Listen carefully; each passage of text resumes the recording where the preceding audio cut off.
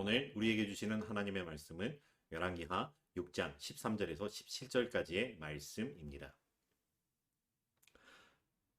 봉독합니다. 왕이 이르되 너희는 가서 엘리사가 어디 있나 보라. 내가 사람을 보내어 그를 잡으리라. 왕에게 아뢰어 이르되 보라 그가 도단에 있도다 하나이다. 왕이 이에 말과 병거와 많은 군사를 보내매 그들이 밤에 가서 그 성읍을 에워쌌더라. 하나님의 사람의 사원이 일찍 일어나서 나가보니 군사와 말과 병거가 성읍을 에워쌌는지라. 그의 사원이 엘리사에게 말하되 내 주여 우리가 어찌하리이까 하니 대답하되 두려워하지 말라.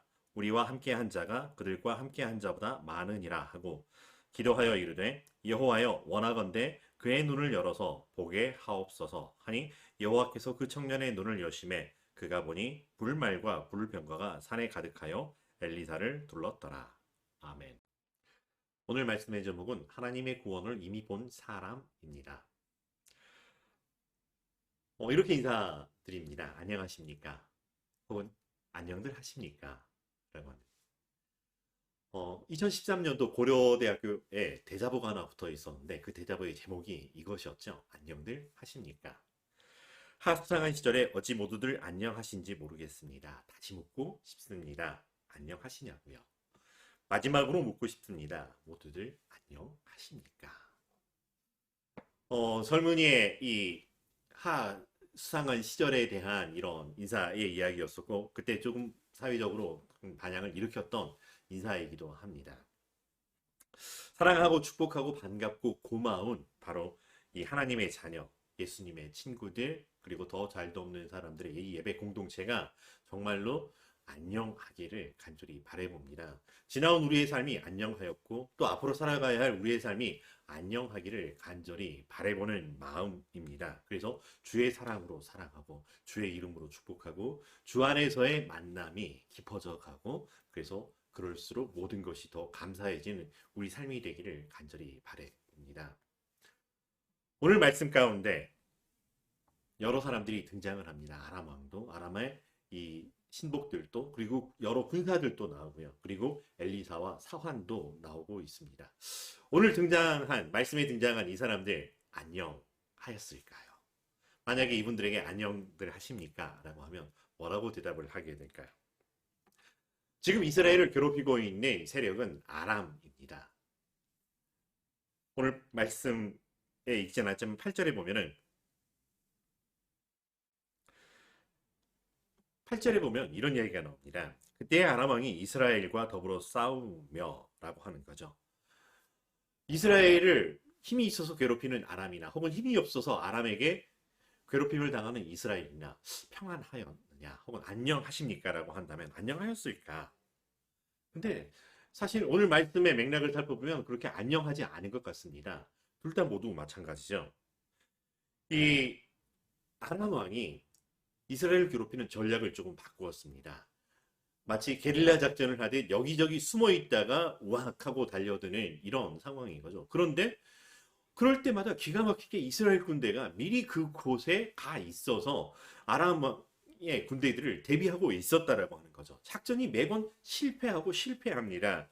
그럴 때 어떤 기분일까요? 어떤 생각을 합니까? 아니 어떻게 이럴 수가 있지? 라고 하는 거죠. 어떻게 그 이스라엘이 알 수가 있는 걸까? 도대체 어떻게 아는 걸까? 어떻게 마치 안다는 것처럼 이렇게 막을 수 있을까? 답답하고 화가 납니다. 그런데 어떻게 해볼 수 있는 상황이 아니라고 하는 거죠. 바로 그 마음이 11절에 기록되어 있는데 아람 왕이 마음이 불안해졌다고 합니다. 우리 중에 누군가 이스라엘과 내통하는 자가 있는지 모르겠다라고 하는 염려를 드러내고 있는데 12절에서 신하들이 이렇게 이야기합니다. 아닙니다. 그런 일이 가능한 것은 이스라엘에 선지자가 있는데 선지자 엘리사라고 하는 사람이 있는데 왕의 침실에서 이렇게 하시는 말씀이라도 이 사람은 이스라엘 왕에게 가서 미주알고주알 다 이야기를 하고 알려준다라고 하는 것입니다. 이 상황이 어디에서 비롯된 것인지 신복들은 알고 있었다. 신하들은 알고 있었다라고 하는 거죠. 그렇게 아무리 은밀하게 하려고 하여도 하나님의 사람, 선지자 엘리사는 다 안다라고 하는 것을 알려주었음에도 불구하고 포기하지 않는 거죠. 이스라엘을 괴롭히고 이스라엘과 전쟁에서 이기려고 한다라고. 자, 그래 그럼 작전을 바꿉니다. 이스라엘을 직접 공격하는 게 아니라 그 공격을 막아내고 있는 중요 인물 엘리사를 잡아버려야겠다. 잡아와야겠다라고 하는 거죠. 그래서 엘리사를 잡아와라고 하는 것이며 오늘 말씀은 그 뒤에 이어지는 것이죠. 전쟁을 멈추려고 하는 것이 아니었었고요. 어떻게든 이스라엘을 이겨보려고 한다라고 하는 것이죠. 도대체 어떻게 그럴 수가 있을까?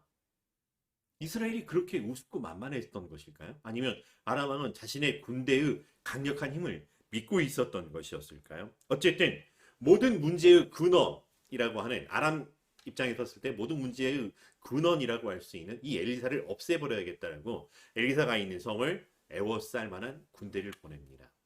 한 성을 에워쌀 만한 군대라고 하는 거죠. 단순히 특수작전을 벌이기 위해서 한 소대를 보내거나 한 부대를 보내는 것이 아니라 한 성읍을 에워쌀 만한 군사들을 보내고요. 말과 병거들을 보냈다라고 하는 거죠. 그리고요. 그 장면이 얼마만한 것이었냐면 하나님의 하나님의 사람의 사환이라고 하는 이 젊은 청년이 보고서 깜짝 놀라고 두려움에 빠질 만하다는 것이죠. 여러분 우리가 어떤 상황을 보고 두려움에 빠질 때는 만만할 때 혹은 해볼만 하다 할 때 두려움에 빠지진 않죠. 뭔가 압도적으로 더 이상 어떻게 해볼 수가 없을 것 같은 상황이라고 하는 거죠. 이 옛날 시대의 말과 병거라고 하는 거는 거의 탱크와 헬리콥터에 준하는 그런 중장비에 해당되는 거죠. 중무장한 군대 전력이라고 하는 것입니다. 그게 지금 성읍을 둘러 있는 거죠. 어디 빠져나갈 물샐 틈조차 없이 빼곡하게 둘러서 있는 이 군사들을 보고서 두려움에 빠졌다라고 하는 거죠. 사실 이스라엘 군대가 그만한 힘을 이겨낼 수 있다라고 하면 까짓 거 저걸로 와봐야라고 우스운 모양이라면 두려움에 빠지지 않았겠죠. 근데 그 수를 보고 압도적인 차이에 의한 힘의 우월을 도저히 비교할 수 없을 만한 그런 상황에 두려움에 빠지게 되었다라고 하는 것입니다. 뭘 해도 안 될 것 같은 상황, 비교조차 해볼 수 없는 어떤 상황이 되면 내 힘으로 뭔가를 막아낼 수 없고 뭔가 마지막 한 수라도 있으면 써볼 텐데 그런 수마저도 통하지 않은 이런 상황 가운데 있었던 사화는 두려움에 빠진다라고 하는 거죠. 애초부터 엘리사를 잡기 위해서 엘리사가 어떻게든 빠져나가지 않도록 하기 위해서 촘촘하게 작전을 사고 군대를 보냈던 것입니다. 그 상황 가운데서 엘리사는 어땠을까요? 만약에 아침에 일어나서 우리 뭐 하는 굿모닝 뭐 이야기를 하겠고 우리 한국 사람은 편히 주무셨습니까? 안녕하십니까? 이렇게 하는데 만약에 안녕하십니까? 라고 인사를 한다면 뭐라고 반응을 했을까요? 아침에 자고 일어났더니 함정에 빠져버린 그런 느낌인 거죠. 삼손이 자고 일어났더니 자기의 머리털이 다 밀려져 있고 자기 온몸이 밧줄에 묶여 있는 것 같은 그런 상황에 빠졌다라고 하는 거죠. 흔히 우리는 그런 경우 멘탈 붕괴, 멘붕이라고 하는 이야기를 합니다. 근데 오히려 엘리사는 다른 반응을 보입니다. 두려워하지 말라라고 하는 거죠. 하와는 그것 때문에 두려워서 어쩔 줄 몰라 하는데 엘리사는 두려워하지 말라라고 이야기를 합니다. 그리고 뜬금없이 하는 이야기가 우리와 함께 한 자가 그들과 함께 한 자보다 많다라고 이야기를 합니다. 이런 이야기가 위로가 될까요? 이런 이야기를 들으면 그렇군요, 다행이다 라고 하면서 두려움이 사라질 수 있을까? 만약에 사환이 이런 이야기를 들었을 때 그의 마음이 기록되어 있지만 어떤 마음이었을까? 어떤 생각이었을까? 하는 생각을 해봅니다.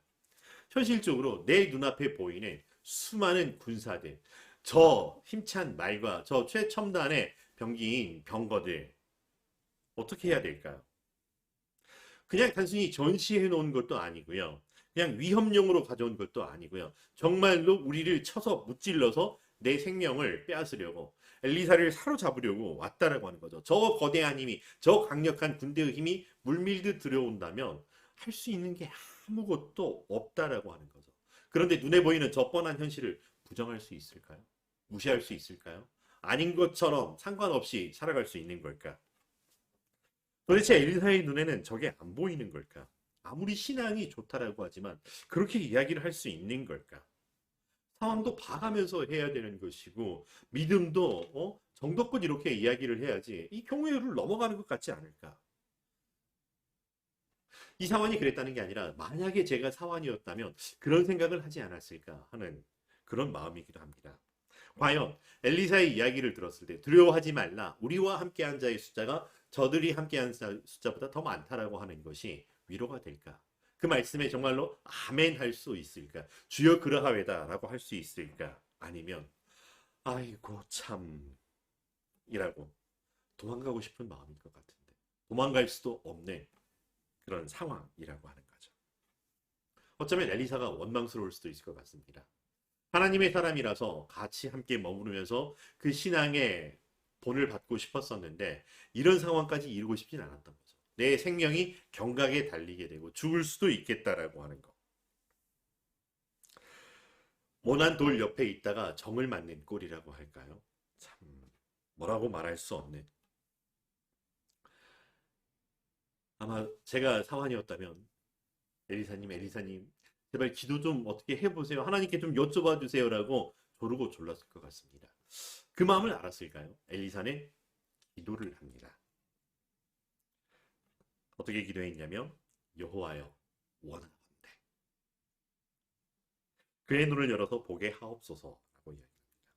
만약 기도를 해야 된다라고 하면 하나님 우리를 구원하여 주시옵소서라고 해야 되지 않을까요? 천부의 의지 없어 하나님만 바라봅니다. 이제 하나님께서 하나님 되심을 드러내어 주시옵소서라고 간구해야 되는 거 아닐까요?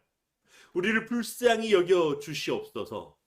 저들을 물리쳐 주시옵소서. 이렇게 기도해야 되는 거 아닐까요? 아니면 적어도 엘리야가 그랬던 것처럼 번제단을 쌓고 번제물을 올리고 여호와께 손을 들고 부르짖어 기도해서 불이라도 하늘에 떨어지게 해야 되는 거 아닐까?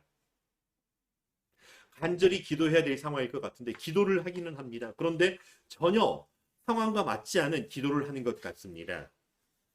그저 그의 눈을 열어서 보게 하옵소서. 도대체 이게 어떤 의미라고 하는 것입니까? 눈이 열리면 도대체 뭐가 달라진다라고 하는 걸까요?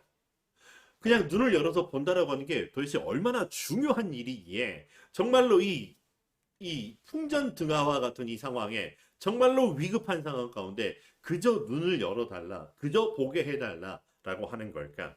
이해가 안 되는 사환의 마음, 혹은 그 상황 가운데 저를 도입해봐도 이해가 안 되는, 받아들이기 쉽지 않은 그런 상황이었습니다. 아멘. 우리는 그저 말씀 바깥에서 말씀을 읽으면서 아멘이라고 할 수 있겠지만 그 상황에 매몰되어 있거나 그 상황이 정말로 나의 현실이었을 때 정말로 아멘이 나오는 걸까? 참 어떡하라고요? 라고 하는 이야기가 나올까요? 하지만 이 기도와 함께 시간은 흐르고 흘러가고요. 그저 시간만 흐르게 하는 게 아니라 이 시간과 함께 상황도 이렇게 흘러 무언가가 또한 일어나고 있다라고 하는 거죠. 여호와 하나님께서 사환의 눈을 열어주셨습니다. 눈을 열게 하시고요. 그리고 보게 해 주셨다는 것. 그런 말미암아 사환은 그가 보지 못했던 것들을 보게 되었죠. 뭘 보았을까요? 불말과 불병거가 산에 가득하였고 엘리사를 둘렀다라고 하는 것이었습니다. 어떻게 되었을까요? 충분히 짐작해 볼 수 있을 만한 상황인 것 같습니다. 근데 성경 가운데는 그렇게 기록되지는 않았었죠. 이에 그 사환이 하나님께 찬양하며 엘리사의 수종을 들더라. 이렇게 했으면 참 좋았을 건데 그런 이야기는 없어요. 그저 그가 눈을 떠 보게 되었다라고 하는 걸로 끝이 납니다. 그리고 이 말씀은 또 이렇게 그 다음 절로 이어져 가면서 하나님의 뜻이 이루어졌다라고 하는 거죠. 저뜻 가운데 불말과 불병거가 어떻게 사용되었을까요? 만약 궁금하시다면 열왕기하 6장을 끝까지 읽어보는 것도 참 좋은 것 같습니다. 엘리사는 계속 기도를 합니다. 아람의 군대에 눈이 보이지 어둡게 하여 주시옵소서. 그렇게 사로잡게 되고요. 근데 사로잡혔던 그들의 눈이 다시 보이게 하여 주시옵소서. 열려서 보게 하여 주시옵소서 하고 보게 되고요. 그리고 그들을 대접해서 아람으로 되돌려 보냈다라고 하는 거죠. 그리고 그 아람 군대는 다시 이스라엘을 침략하지 않게 됩니다. 삶에서 만나는 이런 위기와 위협의 순간들을 경험하게 됩니다. 백석간두, 풍전풍가, 사면초가 뭐 이런 이야기를 많이 하기도 합니다. 정말로 죽을 것 같다라고 하는 이런 엄살의 이야기가 아니라 정말로 죽음과 내 사이가 딱 한 걸음밖에 남지 않은 그저 발 한 걸음만 디뎌도 그냥 중심을 잃고 쓰러질 것 같은 그런 삶의 위협, 위기. 엘리사의 사환이 보았던 것처럼 정말로 절망의 탄식이 솟구쳐 오를 수밖에 없는 그런 두려운 상황들이 있습니다. 국가와 국가 간의 이런 갈등, 전쟁 양상이만이 아니라 어떤 조직과 공동체 안에서도요. 그런 전쟁 못지않은 갈등의 상황들을 보게 된다라고 하는 것입니다. 그냥 일만 열심히 내게 맡겨진 일에 최선을 다하면 되는 줄 알았었는데 그렇지 않더라라고 하는 거죠. 같은 편이 아니라는 이유로 희생양이 되기도 합니다. 모함을 하거나요. 함정에 빠뜨리거나요. 또는 비협조적인 상황으로 말미암아서 해야 할 일들이 실패로 돌아갈 수 있게끔 기꺼이 그렇게 만들어버리는 모습들을 보게 되고요. 바로 그 일을 내가 당하는 경우도 있다라고 하는 거죠. 많은 군사들, 말과 병거들이 물 샐 틈 없이 나를 둘러싸 있습니다. 그저 나는 연약할 뿐인데 왜요 하나님이라고 하는 아무리 답을 찾고 출구를 찾아보려고 해도 보이지 않는다라고 하는 거. 단순히 답답한 게 아니라 죽을 것 같습니다. 어쩌라고요? 어쩌라고요 하나님. 하나님 이제 저를 죽이시기로 하셨군요. 라고 하는 탄식과 절망. 왜 하필이면 이런 일이 나에게? 라고 하는 억울합니다. 통하고요. 정말 분합니다. 그런데 할 수 있는 것이 아무것도 없습니다. 그저 그냥 포기하거나 이걸 수용해야 되는데 그러기엔 또 너무나 억울합니다. 그런 상황 가운데 안녕하십니까? 안녕들 하십니까? 라고 누군가 인사를 한다면 어떨까요? 네, 안녕합니다라고 이야기를 할 수 있을까? 어쩌면 우리를 놀린다라고 하는 것처럼 들릴 수도 있을 것 같고요. 따져 묻고 싶습니다. 당신 눈에는 내가 지금 안녕하고 평안하고 이렇게 보이느냐? 그걸 지금 나한테 인사라고 지금 하는 거냐라고 따져 묻고 싶습니다. 항상 기뻐하라고요. 그렇게 철없는 사람들이 있으면 참 좋겠습니다. 쉬지 말고 기도하라고요. 기도한다라고 해서 지금 뭔가 해결이 되나요? 지금 교회 모여서 이렇게 기도한다라고 해서 뭐가 달라지는 게 하나라도 있나요? 어떻게든 막아보려고 이리저리 발로 뛰어야 되는 시간이라고 하는 겁니다. 기도할 짬이 없어요. 범사에 감사하라고요. 당신이 내 입장이 돼보세요.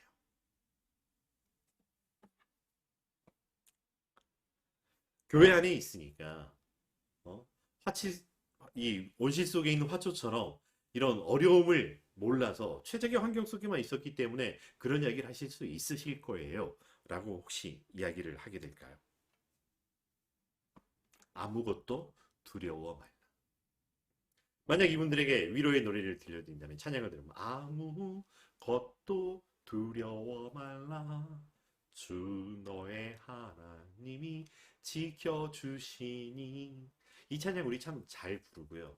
계속 반복하고요. 그러고 있습니다. 어떤가요? 아무것도 두려워 말라 하고 하면 이제 아무것도 안 두려워지는 상황이 저절로 되어지든가요? 정말 그러고 싶습니다.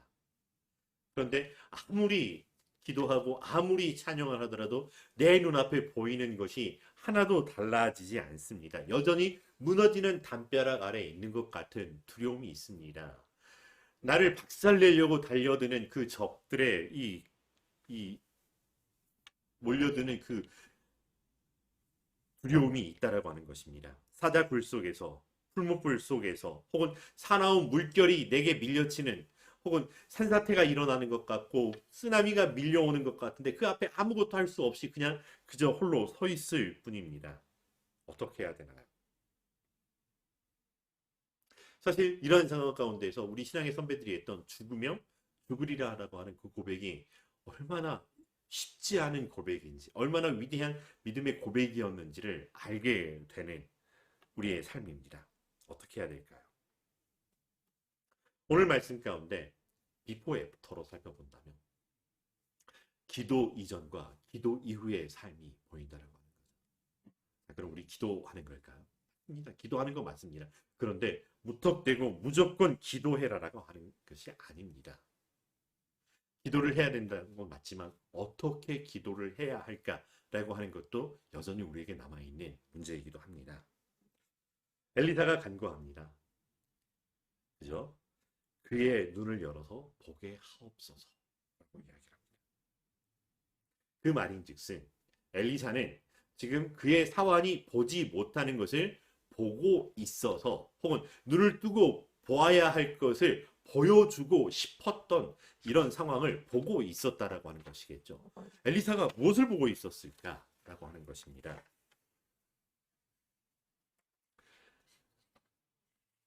여호와께 기도함으로 그의 사환의 눈이 열리고 마침내 볼 걸 볼 수 있게 되는 은혜가 열렸다는 것입니다. 자,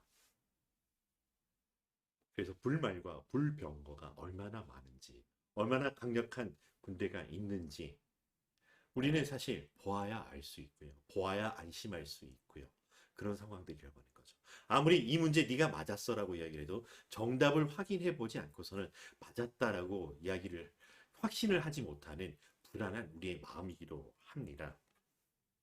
우리의 신앙은 이 엘리사의 신앙과 엘리사의 사환의 신앙의 그 사이 어디쯤이지 않을까 하는 생각을 해봅니다.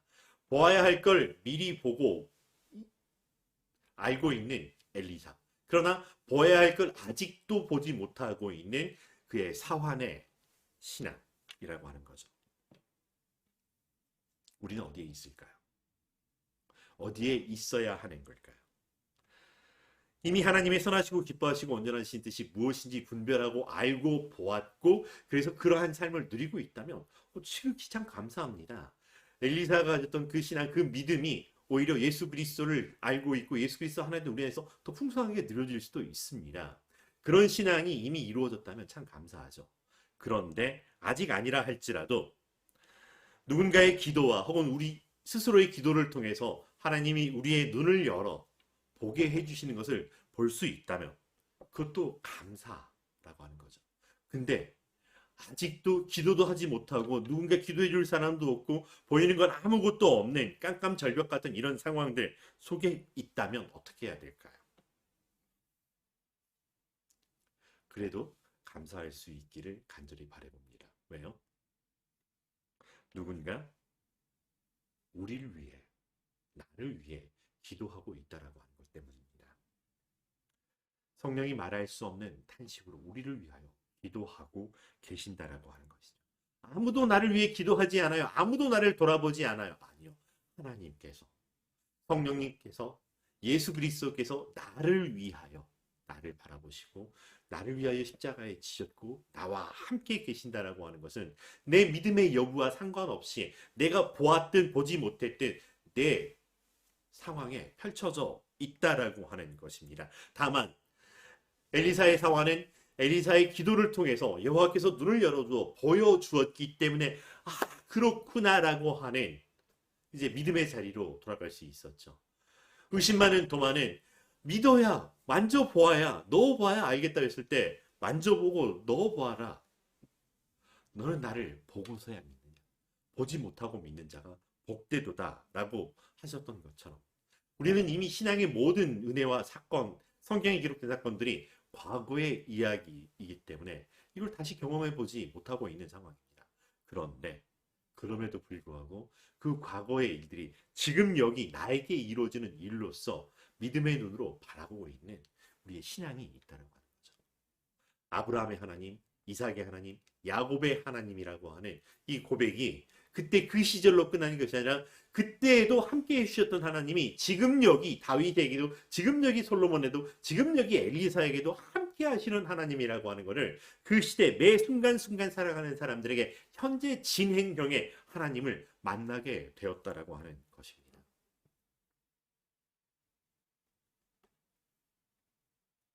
그리고 우리는 거기에 더하여서 나를 위하여 십자가에 죽으시고 부활하신, 그래서 성령님께서 우리와 함께 하셔서 이 모든 사건을 믿음으로 고백하고 알고 깨닫게 해주시고 누리게 하시는 은혜의 때를 살고 있는 우리라고 하는 것입니다. 그런데 여전히 우리는 이 신앙의 이 흔들림이 엘리사에 있다가 사환에 있다가 왔다 갔다 할 때가 있더라라고 하는 것입니다.